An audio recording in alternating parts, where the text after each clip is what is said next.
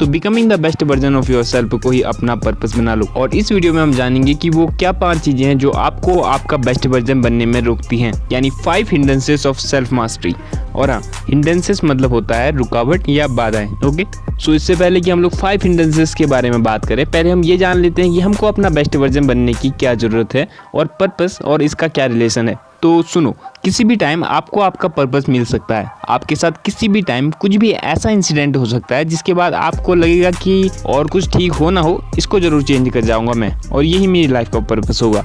लेकिन जब आपका कोई पर्पस नहीं होगा और आप अपना बेस्ट वर्जन बनने में लगे होंगे एंड उस बीच अगर आपको आपका रियल पर्पस मिल गया तो उसको अचीव करना आपके लिए इजी हो जाएगा और आप अपने पर्पस को बहुत ही कम टाइम में अचीव कर लोगे। अपना बेस्ट वर्जन बनने की आपकी ये जर्नी एक ट्रेनिंग की तरह होगी, एक ऐसी ट्रेनिंग जिसमें आप कंटिन्यूअसली अपने आप को अपग्रेड करते रहोगे। सुबह से लेकर शाम तक, उठने से लेकर सोने तक, खाने से लेकर पीने तक और पूरे दिन में होने वाली सारी एक्टिविटीज को एक लेवल ऊपर लेकर जाओगे।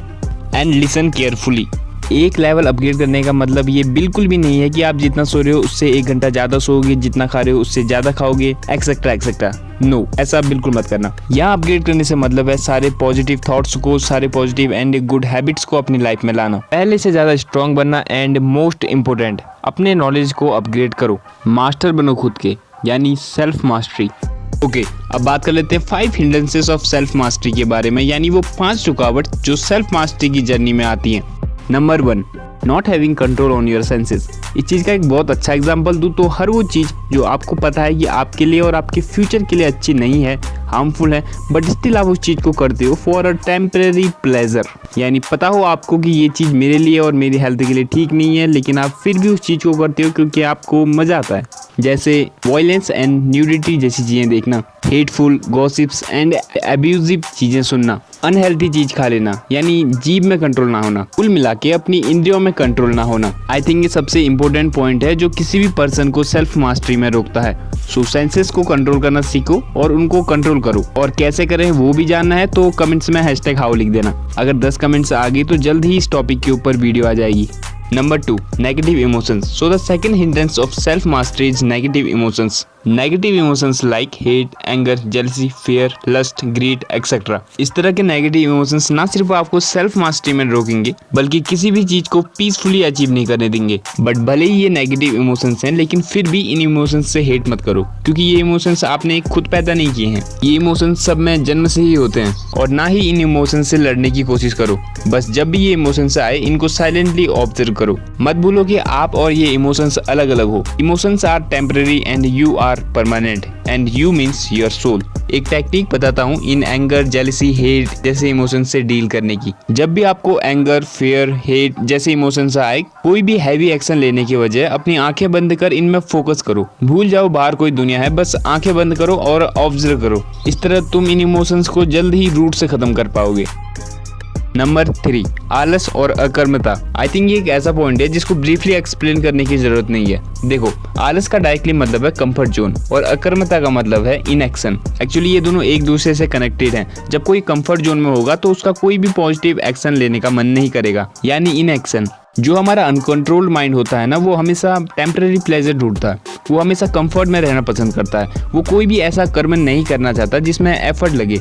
लोगों को पता ही नहीं चल पाता कि वो अपने माइंड के कंट्रोल में है। इसलिए सेल्फ मास्टरी की जर्नी में आपको कंफर्ट को त्यागना पड़ेगा और कंटिन्यूअसली कर्म करना पड़ेगा। आलस और कंफर्ट को त्याग कर अकर्मता से बचो और कर्म करते रहो। Number 4, monkey mind.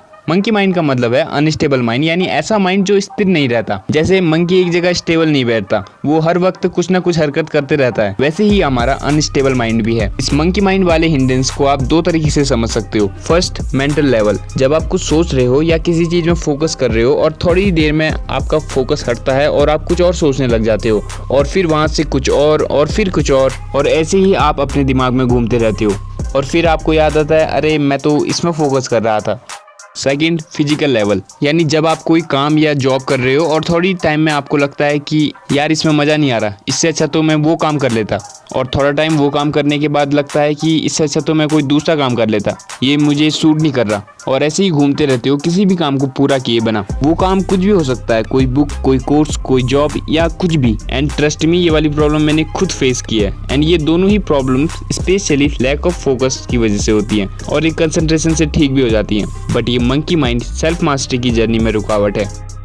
Number 5, doubt on own journey. और ये जनरली स्टार्टिंग में नहीं होता, ये तब होता है जब आप किसी काम में थोड़ा आगे आ जाते हो और आपको बिल्कुल रिजल्ट नहीं दिखता, तो आपको लगने लगता है कि जो भी मैं कर रहा हूँ वो सही भी है कि नहीं, इसमें रिजल्ट मिलेगा भी कि नहीं, इसमें तो बहुत कम लोग सक्सीड होते हैं, एंड एक्सेट्रा एक्सेट्रा। इसमें negative society, negative friends, negative relatives and negative environment का बहुत बड़ा रोल होता है। सो इट इज बेटर कि आप अपने कानों में उंगली डालकर अपने में और अपनी जर्नी में भरोसा करो और बाद में उंगली निकाल भी लेना।